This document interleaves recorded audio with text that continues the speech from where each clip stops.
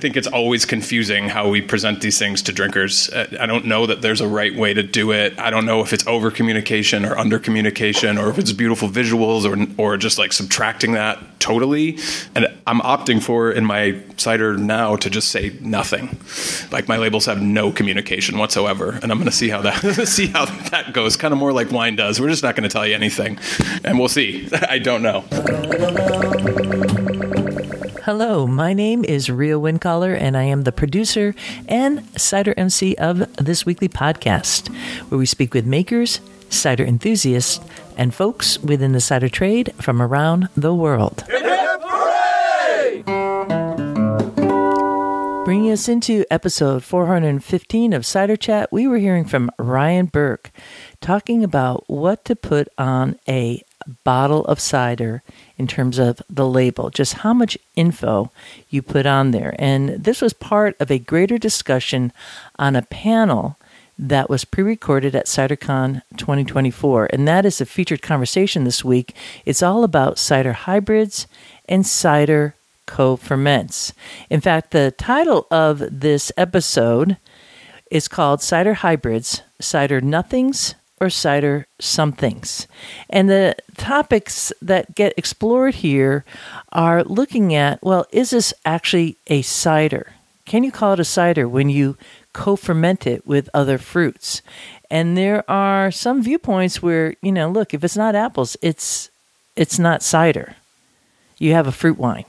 So I'm going to let you explore this topic, but I thought it was a really fun, kind of lighthearted discussion on a very serious topic that is not going to go away, because across the board, and we've explored this topic in the past on Cider Chat, all on co-ferments. We had Dan and Matt not too long ago from the New York Apple Camp did a really nice exploration into co-ferments. And that's what we're looking at here, is a further going down that rabbit hole and hearing from speakers across the map. So we have Ryan Burk from Occam Cider.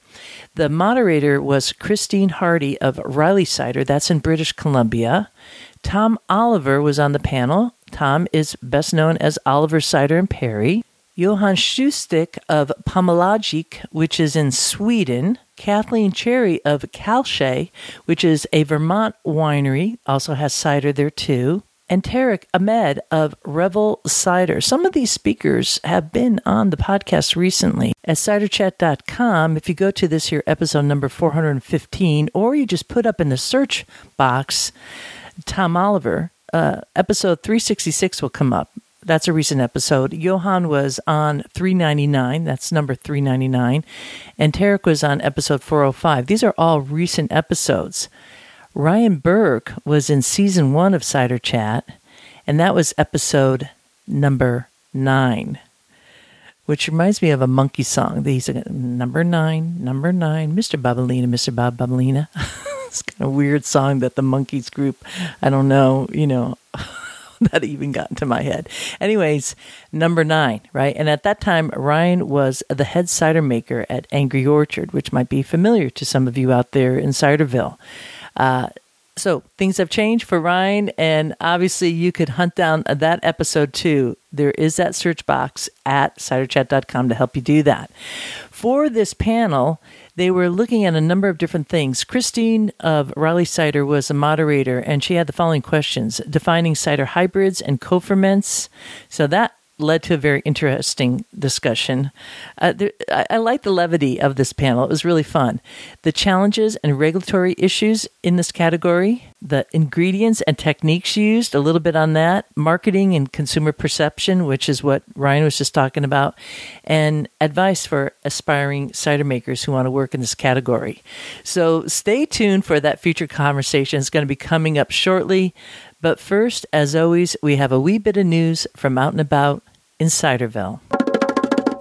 I sure hope by now you've gotten your tickets to the Pennsylvania Cider Fest and you didn't forget to use the promo code Ciderville. All capital letters, really easy to do to get $10 off the tickets, to get your VIP tickets. The event itself begins at 12 noon on June 15th. It's going to be a beautiful day in June. It's a Saturday. Okay, maybe I can't totally promise you a beautiful day, but look, it doesn't really matter if it's a great gray day or a great sunny day or anything in between. When you are walking about fairgrounds with cider in hand, you know it's going to be a freaking great day, because these folks have pulled together an amazing cider fest that is totally worth the drive. I don't care if you're coming from 4 hours away, you need to take an overnight trip there or get on a plane to get yourself to the Pennsylvania Cider Fest, because it's just a whammy of a weekend. And whammy is a special word that is reserved for very special events like the Pennsylvania Cider Fest. Highly recommend getting a VIP ticket, so that allows you to go in at noon and have from noon to 1 to be able to talk to the makers, get settled. You got your chairs, set them up, and kind of scoot around, start writing on your paper what ciders you'd like to purchase to be able to get at the gate when you leave to bring home. And then at 1 o'clock is general admission, and the whole event goes till 4 p.m. There's events leading up on Friday night. There's events on Sunday. There's events Saturday night after the Cider Fest itself. You get a 10% discount at the Granite Hill Campground if you want to do that. There's also hotels that have free shuttles back and forth. I mean, this is like one of those really special whammy of a cider fest, if you ask me. So thank you so much to Plowman Cider for sponsoring this episode, allowing me to speak freely about the Pennsylvania Cider Fest and really kind of tell everyone out there in Ciderville just how much I love Pennsylvania. And as the old license plates said, you've got a friend in Pennsylvania, and indeed you do. And it's called the PA Cider Fest. Walking through the orchards. In just about 4 months' time, a whole group of us are going to France. Oh my goodness, if you're listening, you've been signed up for the French Cider Tour. What an amazing trip we have in store. And if you are new to the podcast and you don't know what I'm talking about, I curate cider tours, and I've been doing Totally Cider tours since I think it's like 2018 now, leading both national tours here in North America and overseas. And once again, we're headed to Paris, Normandy, and Brittany. So I just want to say, because I haven't gotten a little email out to all the travelers on that trip, I want to say that I've been just recently talking to Eric Bordelais, talking about the chef, the dinner that we're having with Eric, and talking about the ciders and how I'll be meeting him to kind of set that up, and just getting in, it's not just me, I want to say, that gets excited. The makers that we're going to, they're really excited too. They're excited to be able to share their experience and have folks come to their location. I mean, that is just the dream come true, because there's no better way to taste cider than in the landscape of where it was made, to smell the smells, to see the colors, to feel the experience, the culture, the vibe. That is just absolutely 100% delicious. Now, if you didn't sign up for this tour, I'm sorry, it is sold out. But that's okay, because, we'll probably do another tour again. I'm not sure if it'll be France or what, but if you are interested in a French cider tour, it's good to let me know now, sooner than later, than waiting like a year from now or whenever, or maybe 2 years from now if it rolls out again. And you do that by sending an email to info@ciderchat.com. Say, put me on the list for cider tours and sign me up, because, boy, these are going to be so much fun. All right. I don't want to give you FOMO out there, but yeah, this is a really amazing tour. I am so excited. More coming up for everybody on the tour. Do expect an email from me soon. It's time for Who's Been Cross-Promoting Cider? And each week, Ciderville, you are just blowing me out of the water.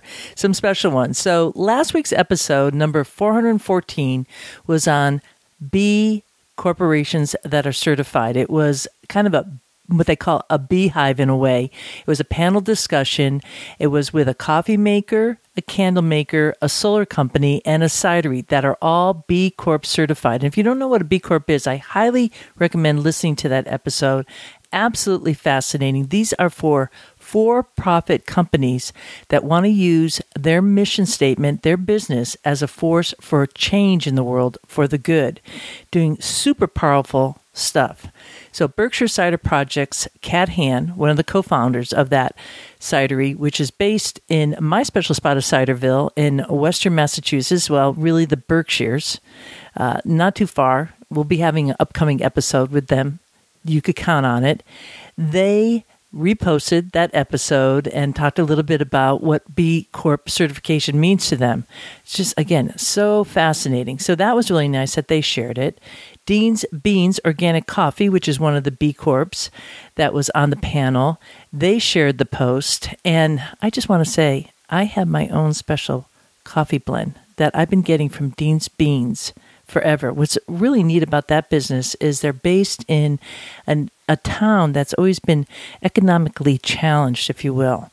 And that town was selected because of that. And for all the years that I've been living here, we'd go out to the factory store and get that coffee. And it made a really big difference in my life because as I was working as a consultant, I was drinking a lot of coffee. And I was a big presenter doing, talks, day-long talks. And at those kinds of situations, you're drinking a lot of coffee. And I would start getting the jitters. And then I got turned on to Dean's Beans. And organic coffee, fair trade coffee, really made a big difference in my life. When I travel, I bring Dean's Beans with me. When I travel, I bring cider with me and coffee. And they're both going to be high-quality products, no doubt. So thank you to Berkshire Cider Project. Thank you to Dean's Beans, organic coffee makers. And to also De Hennenaar in the Netherlands, Marcel. I want you to know, Marcel, he wrote to me and said, I was just thinking how to use our business as a force for good in the world. And all of a sudden he came out with this B Corp episode. And how do I get involved? So I want to say at the show notes to that episode, number 414, there is a website that you could go to and look for B Corps in your area. And I want to recommend, since you're in the Netherlands, Luxembourg is not that far. And Rambourg Cider Company is one of the few cideries in the world that is B Corp certified.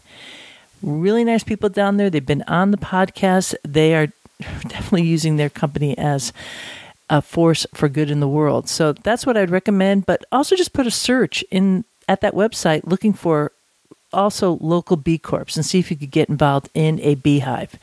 But I'm digressing a little bit because this is what happens when I get excited. I'm excited to tell you about the B Corp and also the cross promotion. While I was corresponding with Marcel, he said, oh, and by the way, we also put an info flyer about Cider Chat in every box that we ship. And what that means is at the Cider Chat website, if you go to the support page, you scroll down, you'll see a PDF that's a downloadable, and it's an info flyer on what Cider Chat offers to everyone, primarily like for free. All these archived episodes, over 400 episodes, giving you cider making tips, orchard care, so many different topics, how to travel for cider, also the tours that we offer, and how to link into it. And this was kind of a no-brainer for me to say, let's put this out here. So especially if people have been on the podcast, you could say, listen to us on this episode. And wouldn't you know that the folks down in Virginia at Albemarle Cider Works did a magnificent post this past week. It was on Instagram. I think it was on Facebook page too for Albemarle Cider Works. If you don't know about them, you do want to. This is a rarity to say, but I have never had a cider that I didn't adore from Albemarle Cider Works.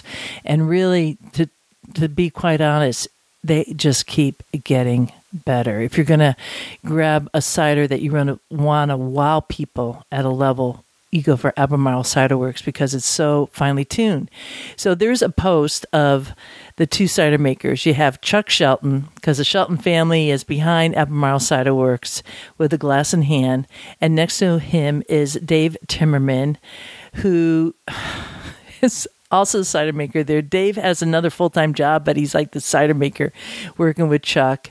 And two total Apple nerds and geeks out about cider. And that's why you're seeing magnificent cider, because they're obviously having hell of a lot of fun and doing a nice job. And in front of them at the bar was the info flyer for Cider Chat in a little stand.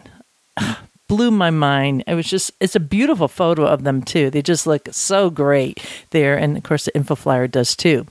If you want to get involved on this cross promote initiative, I'm using the hashtag XPromoteCider, and it's a great way to tag Cider Chat, let folks know you've been on an episode, or let your patrons know that there is a resource like this to learn more about cider.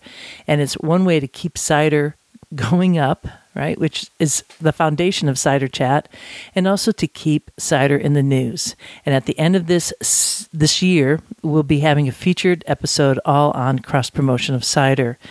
It's been so much fun. Thank you to all of you out there in Ciderville who are getting involved. You don't have to be a commercial maker. You could be a cider enthusiast and just post a photo of yourself, or use the hashtag cross-promote-cider.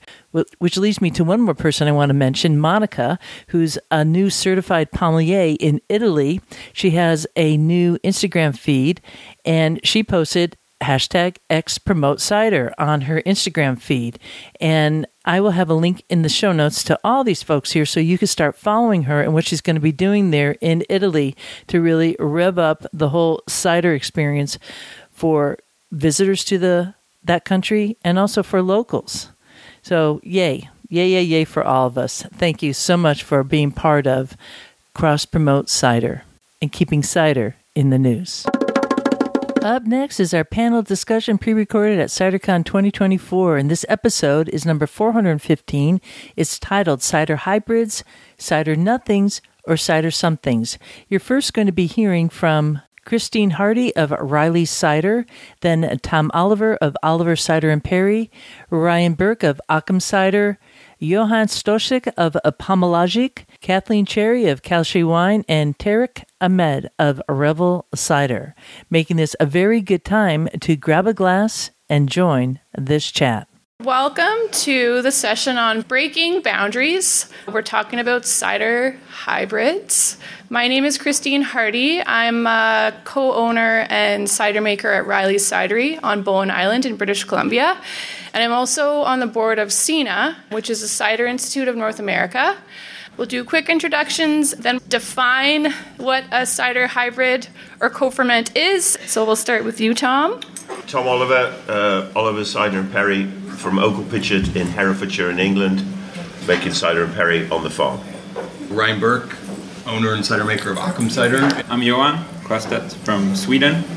I am the founder and cider maker at Pomologik, which is one of the early cider producers in Sweden when it comes to craft cider.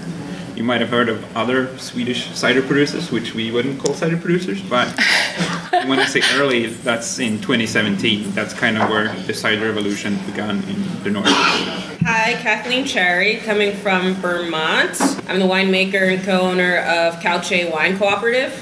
We make natural wine with hybrid grapes and co-ferments with apples, really trying to work with what grows in Vermont in abundance and creating ferments with it. I'm Tariq from Revel Cider in Canada. We do cider wine in Vermont in Ontario in Canada. Just starting out, I wanted to kind of pose the question of what is a co-ferment or what is a cider hybrid? Like, how do we define those? And are they the same or are they different?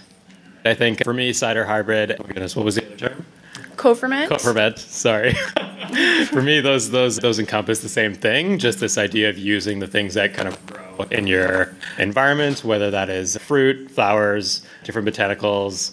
We like to use things like spruce resin and different barks as well. But yeah, that's my answer to that question. I wouldn't say that I have an answer, but for us, a co-ferment is something that has actually fermented together. So if it's something that has some stage actually been together and fermenting, that's a co-ferment for us. If we call it a hybrid, it's something that we've kind of blended. It might be a beer or a wine if we add those parts afterwards and they haven't fermented together, then we'd call that a hybrid. And it also made it easier for our customers to kind of, because you get different kind of flavors. When we ferment them together, you kind of get more of one flavor and not just two of the parts. The question is always like, how do we get our drinkers to understand what any of this stuff means as we continue to create niches within niches in our already niche industry.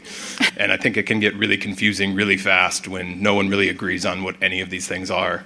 But I thought that was actually a really solid answer to the question. I like it. COFOs, yeah. Yeah, so I don't have an answer because I'm just sort of inquisitive to it as to how do we get people to even understand it, and making it clear seems really, really hard without any real agreed upon terms. But maybe we'll walk out of this as an industry agreeing on what the terms are. I don't even like the word hybrid. I think it's really unappetizing, and I don't really look forward to drinking a hybrid. So, let's start again. Okay, well, I did like the co-ferment as two separate things being fermented at the same time. And if we don't have to use hybrid, but I like the idea of maybe we can come up with another term for blending two things together that are different beverages, would you say? Like a beer and a cider together?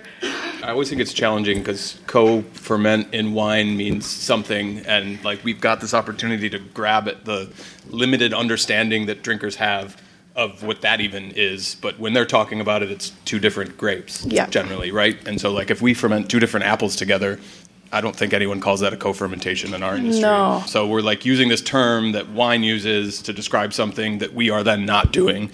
And I think that's a challenge for drinkers to understand, those drinkers who are tuned into that like already sort of esoteric idea. And so we're presenting an esoteric idea within that and making it more confusing.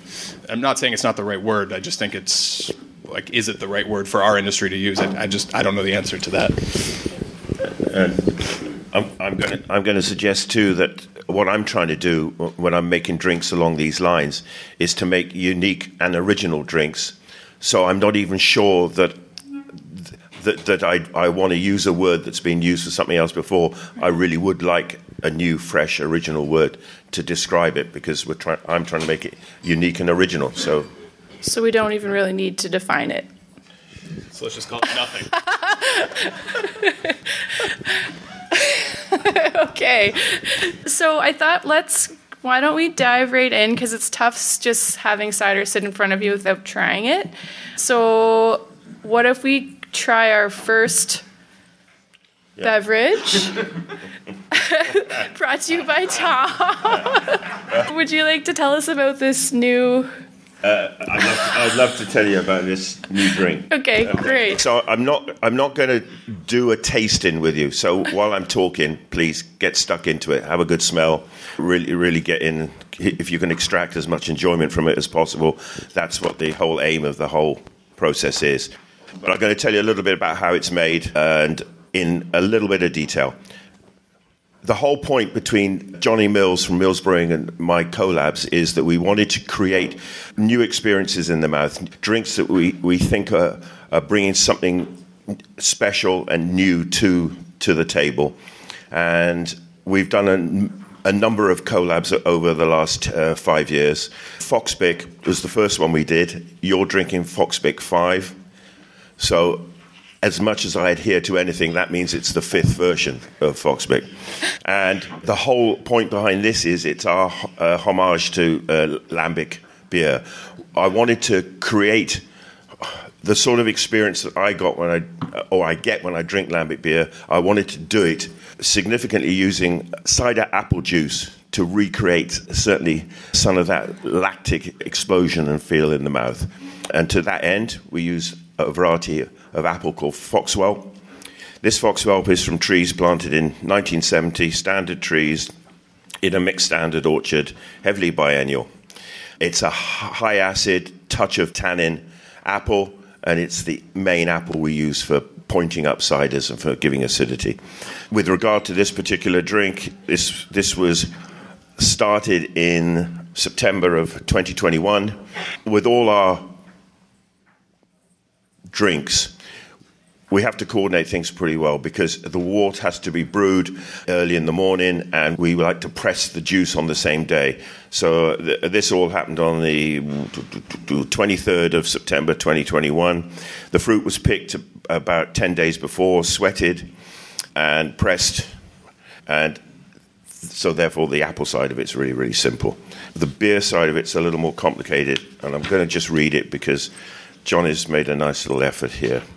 The grist for the mash for this, 60% Pilsner malt, 30% wheat, 10% Cara Pils. And the Cara Pils is malted in a way that can increase the amount of unfermentable long-chain sugars that add body. The turbid mash, 95 Celsius water added in stages to the grist to restrict breakdown of starch to a mixture of longer chain polysaccharides and sugars. The Saccharomyces yeast quickly uses all the sugar in the first months of the fermentation, but it's not able to consume the longer chain sugars. This preserves them for the wild yeast and the lactic acid bacteria later in the fermentation. This increases the complexity of the aromatics and potentially increasing the acidity and body in the drink. We use a large dose of aged hops. This is not, in this case, it's Herefordshire German hops. These are not for bitterness. We've got plenty of bitterness within the apple element, but it's to retain antibacterial and antioxidant properties. That's it. The original gravity of this was 1060. The original gravity of the Foxwell was 1042. They go into barrels. 2 fresh new Irish whiskey barrels, 2 old Scotch whiskey barrels, and 1 old rum barrel. Irish was first fill, all the others were third or fourth fill. In the barrels for 6 months, blended one day, bottled the next with a little bit of sugar for priming, and then about 8 months in the bottle, and that's it. Wow. That, but none of that matters. I don't give a monkeys about any of that, to be honest. But what is important is, are we getting a really great experience from drinking it? Yeah. You know, does it give you pleasure? Does it make you want to drink another one? And then I really think we're making drinks that are worthy of whatever we want to call it. That was amazing description of the process. Thank you very much for that. And we don't have a name for that, but you know, we'll think about it. Sounds like a beer, but there's some, I don't know. I think that's kind of the fun of this, in my opinion. The opportunities are endless in this space. So. Yeah, I should just add that, the opportunities are endless, but I didn't really make this crystal clear. This is every single drink that we make. It's in terms of volume, it's 50% wort originated and 50% apple juice originated. Okay. That's really every single one. So all the amounts we do, you know, we aren't just sitting down and chucking a bag of something in something. Mm-hmm. All the amounts and everything are worked out on that basis. Yeah. Can you sell this as your own in your tap room, in your tasting room? I can. Right. I can sell this one. So for us, we'd have to do this with a brewer. Oh, okay. No, I can. But I do have a made wine license, which enables me to do that. Labeling is complicated, as you can imagine. Some aspects of this actually that I'm doing are probably illegal, but it's all justified because the drink justifies it. I haven't done a collaboration with a brewer that was not illegal. No names. No. That's, I think, a big question, and we can talk more about it as well, but just that whole regulatory piece for these types of beverages, where do they fit and how do they fit within the rules, I guess? And I'm sure that'll be different depending on what country you're in, but that's definitely something I want to delve into more. But I just want to make sure we get the ciders in so they don't sit for too long. So why don't we go to you, Johan, and do the next one? I could just follow up on that, and this is 51% beer. Which makes it a beer. Right. If it was 50-50, we might be in trouble, but this is definitely a beer, and we're calling it a beer. I mean, we're talking about the other definitions, but this is in all aspects a beer that we co-fermented with apple juice. So it's a collab with a Swedish brewery called Bräckeriet, so that was kind of easy to get the name right. We took apple juice from Magnus Nilsson's orchard in Skåne, an organic one. He makes some of the most concentrated fruit that we can get.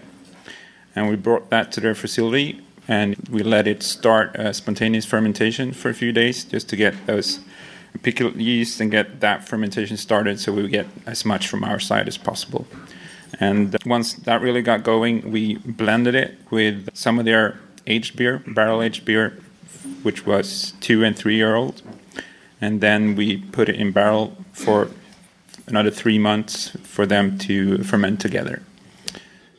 For us, this is, I love experimenting, just trying to push the boundaries and experience new stuff. But for us, this is also a very good way to reach out to beer consumers, which is a market we've previously had trouble getting into. But if we work with a good and known brewery that has a good following, they will appreciate the product and they will, well, we can see. I mean, you have now, these days, we have that trail that you can follow on Untappd, and you can see people buying this one, checking it in, and then the next week they will probably be buying one of our products, which they previously hadn't approached.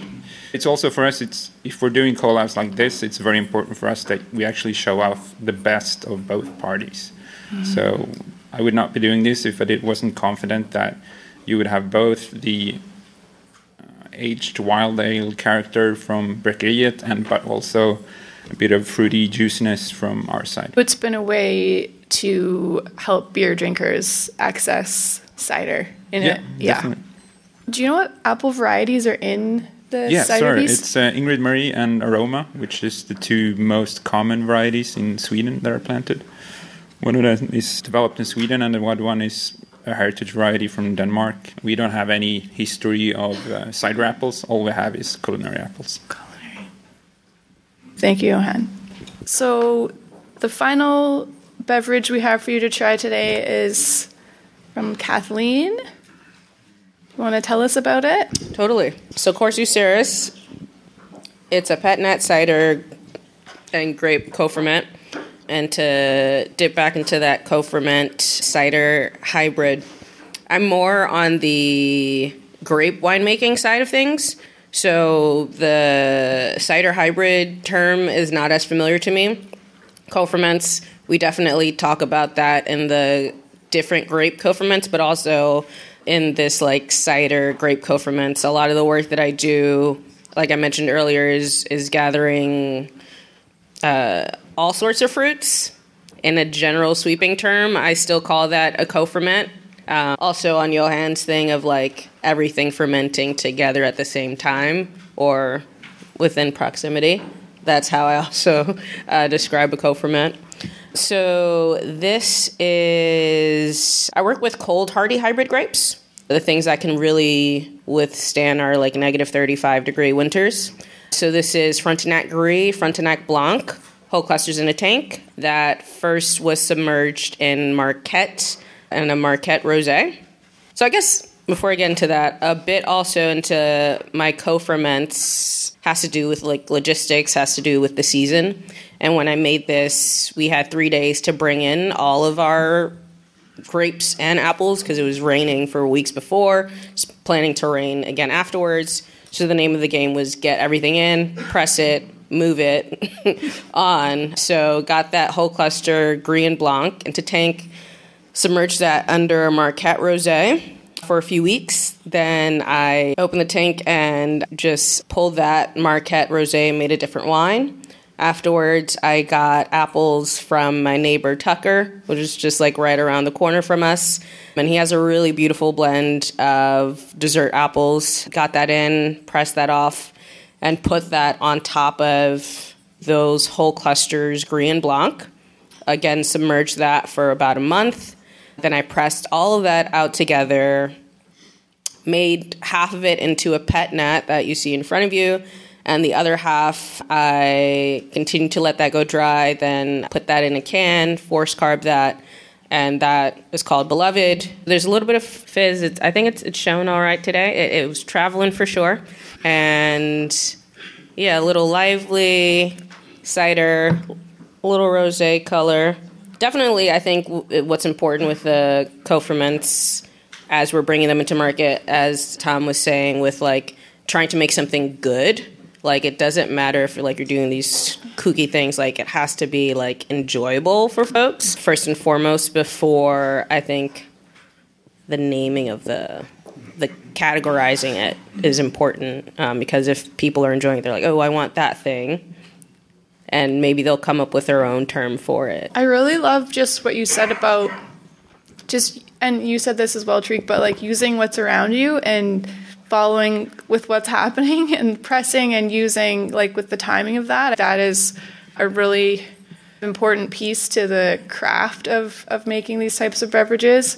Following up on that, when you're thinking about maybe the grapes that you're choosing or the beers that you're choosing to blend with, is there a thought process around how you choose that? Totally. So yeah, I mean, actually the botanical project or the botanical side of things at Revel is probably what's exciting me the most these days, and in particular how we're using them.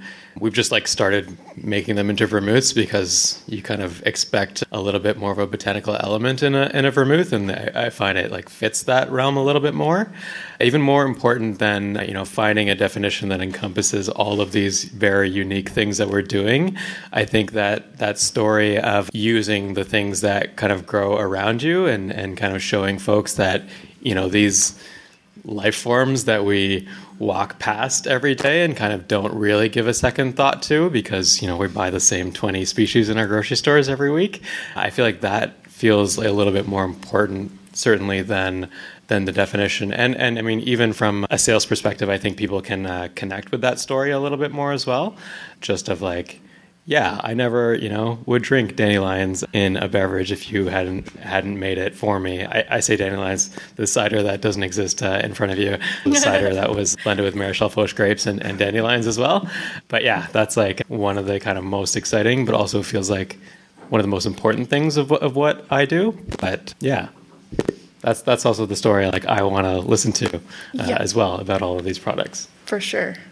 Have you had any pitfalls or any challenges when you're trying to make co-ferments? In particular, working with botanicals, like VA issues have been a major challenge for us. And then also just like finding out how you can just extract botanicals differently, because we had initially just done like a cold extraction. So just like pick the flowers, for example, and then throw them into a batch of cider and like let that steep into its thing. And then we started doing some hot teas with them, and then we started adding spirit to some of our botanicals and kind of making tinctures. And so we found better ways, and we're like pulling from other industries to do that a little bit. But yeah, like VA has been a major issue in trying to figure out how to use flowers, at least. But you definitely have to be a risk taker a little bit. A couple of seasons ago, I worked with maple sap, the way you would use water for a piquette, and I hadn't really tried that before. I didn't really know how to work with maple sap in this way. So doing research, I think you can't be afraid to just like try things. I'm also a person that kind of goes all in, so don't follow that. I like did 1,000 leaves. I was like, this is going to be great. Like, why wouldn't this turn out great? In my mind, I think of like maple sap that's going to add some kind of flavor that could be interesting, the way that we use water for piquette. I think the challenge is if you're not willing to risk it a little bit, then it might be hard to do something interesting.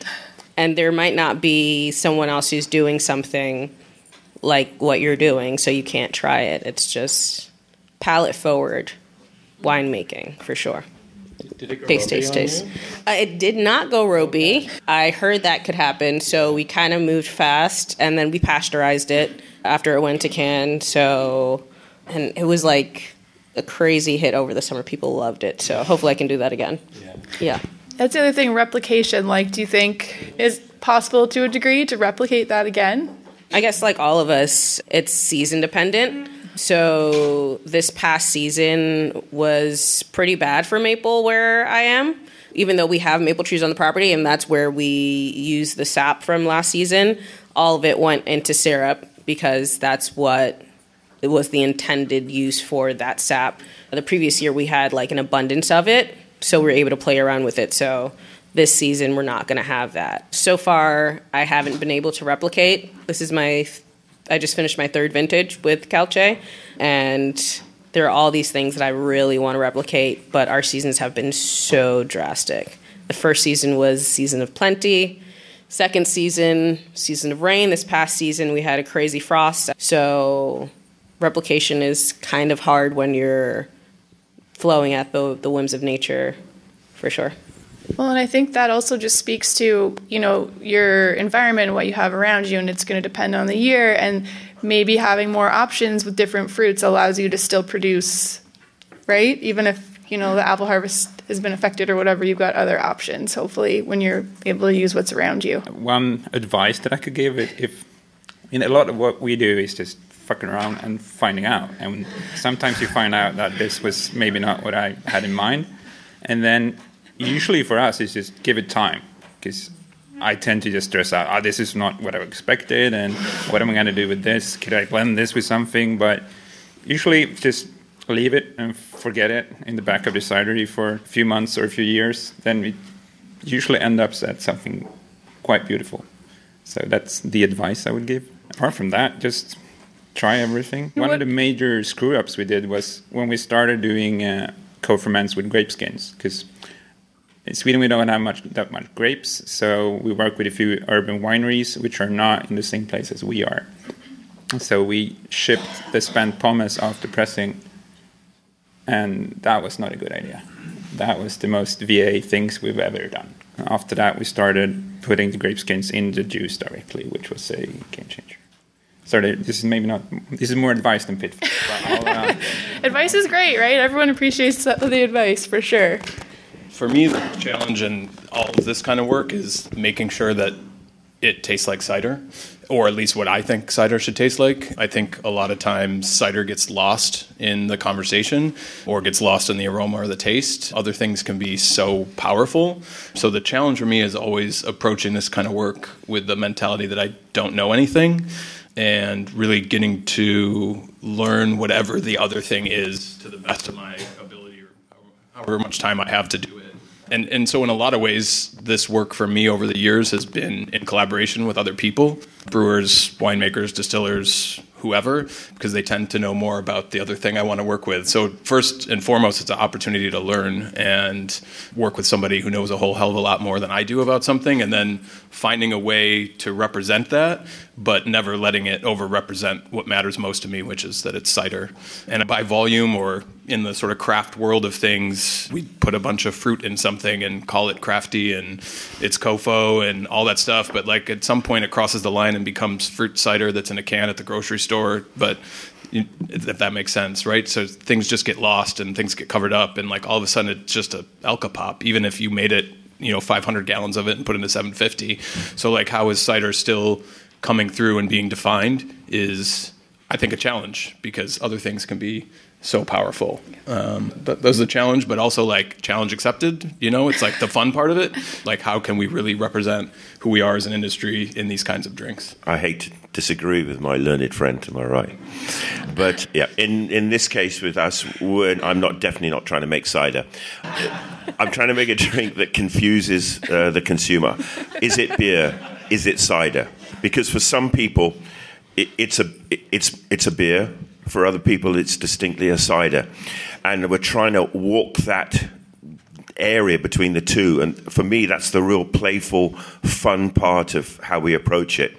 And it's up to each individual person will interpret it as they see fit.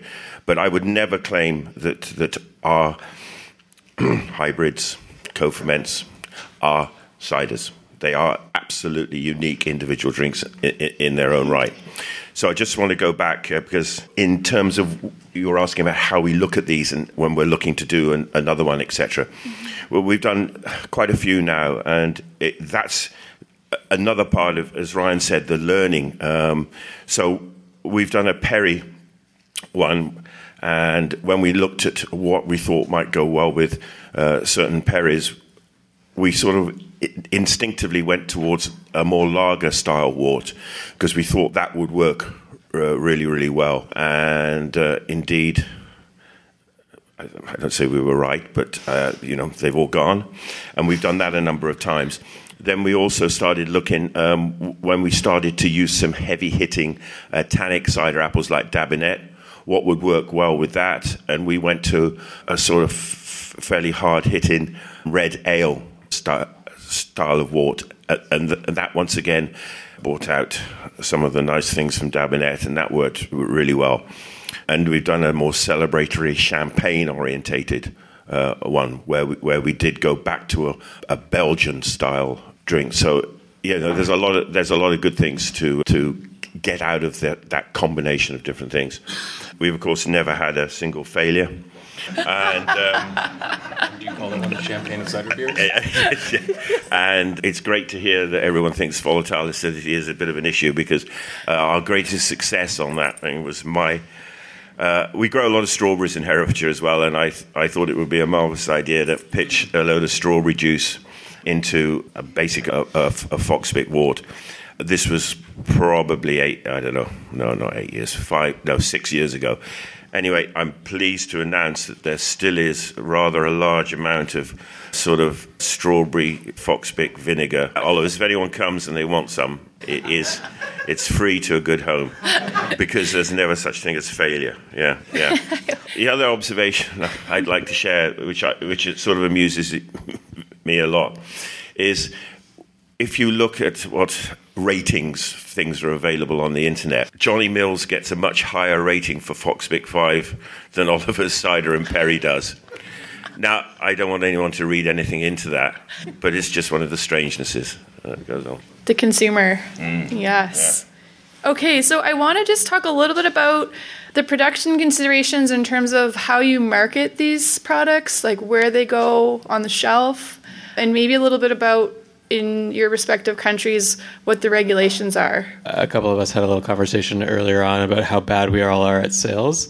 Making some kind of call on where my products fit on a shelf is probably not something that I'm capable of, for better or for worse. But as far as the legalities around it go, most government bodies in Canada don't actually look at things that closely, and so you've kind of been able to fly under the radar for a long time. The exception to that is Quebec, and Quebec has a really strong cider drinking culture, and so you want to be able to sell into Quebec. And what we've found is the hack is basically just label everything sparkling fruit wine, and then they don't care. So there was a pretty clear direction from the SAQ, the Quebec kind of liquor body / monopoly that they have, because we like our monopolies in Canada. But yeah, they were just we're going to charge you extra because you didn't label it properly, and next time just label it sparkling fruit wine. We're like, okay, great, no problem. Sweet. Yeah. Yeah. I guess the only other thing I know too is with excise, once it's not in Canada, once it's not just apples, then you're paying the excise tax. But whether that's a barrier or not, I don't... Well, the funny thing about that is that excise officers don't understand fermentation. The way the rule is written is that if you are fermenting another fruit in your cider, then you have to pay the excise. But to their understanding, adding cherries to a cider, even though obviously that's going to create another fermentation because cherries have sugar, but it's not the primary fermentation, quote unquote, because obviously apples and cherries are available at different times of the year, and so they don't actually charge excise on that.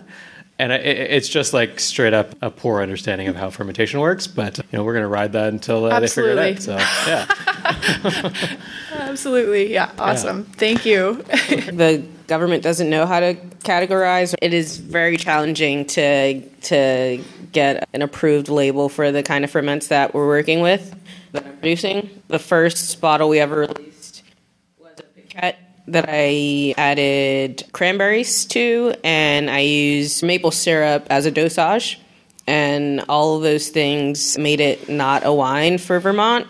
We had to put this label that was other than standard wine, goopy gop goop, that no one would understand. It was confusing to me, so I was just horrified that that's what's going to be on the back of this label of this wine that's already pretty unique, that definitely needs to be hand sold, with that kind of label on the back of it. So I think there's definitely work to be done on that maple sap that I did. Maple sap, it had cider and grapes as well. My distributor, I was calling it a piquette because I think people have that understanding of what it is now, but she was kind of leaning into, this is a maple sap based ferment, and so we should describe it as that, and that's how she was moving forward with selling it. Once again, it is more of a hand sell, but comes to what is a co-ferment? What is the label? What do we call it? I was like, should I come up with my own term for what this maple sap based ferment, what do we call this moving forward? I don't think I'm sure other people have done similar things. So yeah, just regulations. I definitely like to play around with putting things in cans and bottles, and the government doesn't like that. They want very straightforward things, and try to slow us down in every way. So I don't know. We just need to lobby, I guess, more. I don't know, or find the loophole. Yeah. Well, after listening to this, I kind of see a benefit of being from the country where Kopparberg forest fruit is king. Because we have a minimum juice content 15% law-wise. Otherwise, in the cider, we can do pretty much what we want, and nobody's looking. We're not going to 15% minimum juice content, and that is in 99.9% of the cases from concentrate. Pretty much a teaspoon in a big can. That's where we started from. No, not we started from. We never made that, but that's the base in Sweden. That's what we're working against. That flexibility sounds awesome. Yeah, law-wise. Yeah. I'm not going to talk about regulations if that's okay. Okay. But I think the marketing piece of this is like it's so important to the communication to the drinker. And I'll just give a quick story. I used to make this cider called Rosé for Sal, using blueberries, named after my greatest childhood book, or my favorite childhood book. I didn't write it. And we made a blueberry wine and then blended it with a cider. And that was just to like be able to control it from year to year and like, again, make sure like I could get cider to where I wanted it to be in the total blend versus like throwing blueberries in and fermenting it together. And man, if anyone's seen that book, basically like robbed the artwork from the book, and like it was very blueberry forward. Everything was about blueberries. I was so excited about it.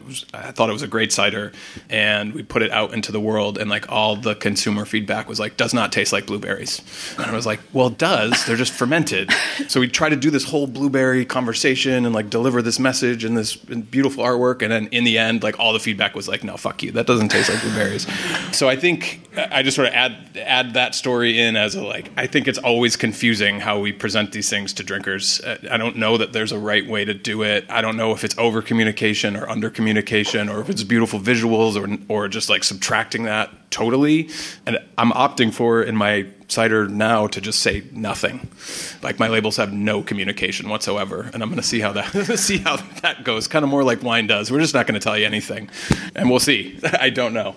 But I think it's always going to be a challenge because the things we're talking about are so esoteric no matter what, at least in the space of these makers. Really gratifying to hear that everybody has communication issues with the labeling and everything. We have quite a lot of issues with labeling. And if Ria could stop this broadcast now in the UK when she puts it out, my drinks you can make under two. You can either be a brewer and make it, and it'll be one set of regulations, or you can be a made wine maker and make it, and it'll be another set of regulations, and it'll actually come out at two different duty levels too. So it's a very confusing situation, and yeah, so I think I'd rather they just left us alone just to be able to concentrate on making great drinks rather than started scrutinizing it too much, confusing it and making it impossible to innovate. Because what I'm really think about this is it's one of the areas where you really can innovate. I'm not necessarily talking about cider, innovating cider. I'm talking about innovating in terms of drinks. And I think it's something that's really exciting and quite stimulating when you're into fermentation, you're into making good drinks. I find the drinks I make like this really stimulating. They get my imagination going. I find it quite refreshing. Yeah, and it's all part of stimulating you and making you make better drinks and therefore better cider as well. And that's one of the reasons that I make it. And I think that's a justification in itself, really. It's the fun part. It's the creative part, right? That's really how you keep your enthusiasm going and get excited about what you're making, I think.